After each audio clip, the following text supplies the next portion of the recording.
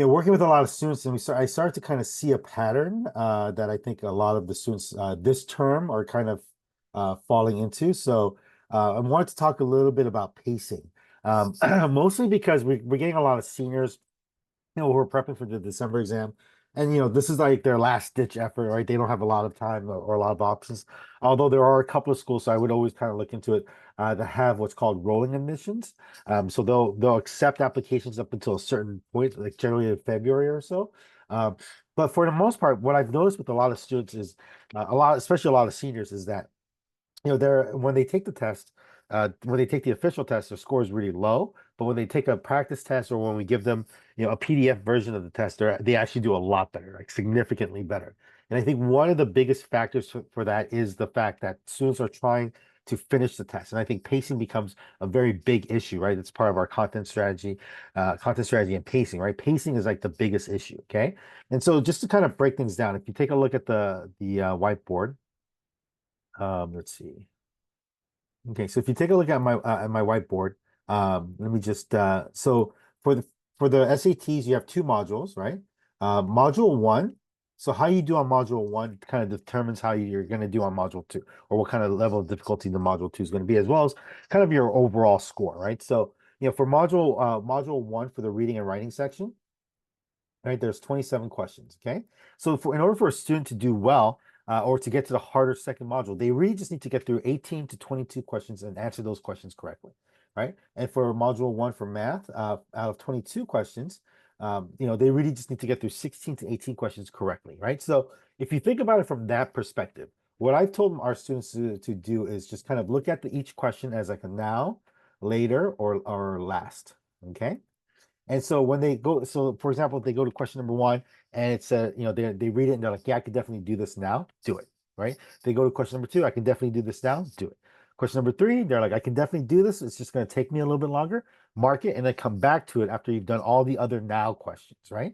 And then if you go to a question you have no idea what you're looking at, or if the language seems very, very complicated, then just pick a letter, the same letter for all the questions that you're gonna guess for. Like in my case, I'd say just generally pick B. So like if you look at the question, you have no idea what you're looking at, just pick B and then move on, right? And the point here is that because you only really need to do to get about 18 to 22 questions right on the reading, writing, and about 16 to 18 questions right on the math, in order to kind of make a big jump from like the 450, 500 to the 600 to 650, because you really only need to get those certain number of questions correct, that's your goal, right? So I would say, like if you do that, then what you'd end up doing is you're actually spending time on the questions that you should be getting right, or that you can or capable of getting right, as opposed to getting stuck on a question that takes up too much of your time. And then, you're probably going to get that question wrong anyway, right? And the downside is that, so let's say you do question number two, and that takes up like 7 minutes. You have no idea what you're doing, but you're trying to fumble along, and you do it and you get that question wrong. Right. So what you just did was, for question number two, you wasted 7 minutes answering a question that you would have gotten wrong. Okay. And so it's kind of like working and not getting paid for the work that you did, right? Whereas that 7 minutes could have been better spent answering other questions correctly. Right. So you could have answered maybe two or three questions correctly in that same time frame, right? So it's kind of weird, but you want to focus on your strengths, focus on what you can do, and make sure you do them very, very well. Okay. Uh, if you don't do that, then what ends up happening is just you just do the whole thing. And I've literally seen students where I'm like, dude, all you had to do was solve for X. And they're like, what the heck happened? Right. And it's because they're just rushing through. So they're making a ton of careless mistakes. Okay. And if your student is saying that, oh, I don't make careless mistakes, I don't believe them.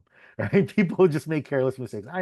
We all make careless mistakes. Okay. So as far as pacing is concerned, you want to focus on the questions that you can get right, not on the ones that you can't get right, or the ones that are hard, because this isn't like a school test where you get points for the work that you've shown even though you got the question wrong. That doesn't happen. You only get 1 point based on whether or not you push the right button or not, right? So because that's the case, you got to focus on maximizing the number of questions you answer correctly.